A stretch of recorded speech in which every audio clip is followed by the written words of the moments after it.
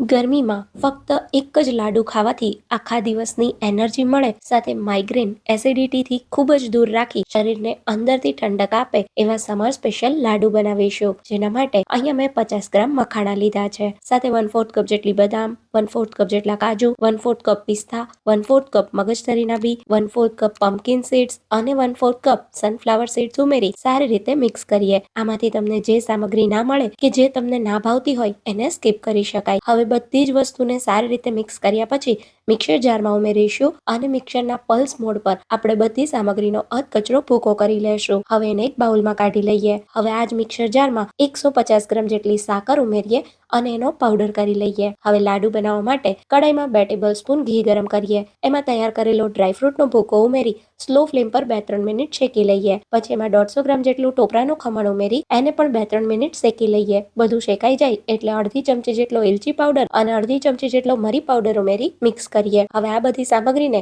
એક બાઉલમાં કાઢી લઈએ. હવે ફરી કડાઈમાં આપણે જે સાકરનો ભૂકો કર્યો એને ઉમેરીએ, સાથે 1/4 કપ જેટલું પાણી ઉમેરી મિક્સ કરીએ. સાકર પીગળી મિશ્રણમાં બોઇલ આવે એટલે આપણે ચાસણીને ચેક કરીએ. ચાસણી હલકી ચીકણી થાય એટલે આપણે તૈયાર કરેલો ડ્રાયફ્રૂટનો ભૂકો ઉમેરી મિક્સ કરીએ. હવે ગેસ બંધ કરી મિશ્રણ ઠંડુ થાય એટલે મીડિયમ સાઇઝના લાડુ બનાવી લઈએ. આ લાડુ તમે એકવાર બનાવી મહિનાઓ સુધી ખાઈ શકો છો. એ એકદમ ટેસ્ટી લાગે છે.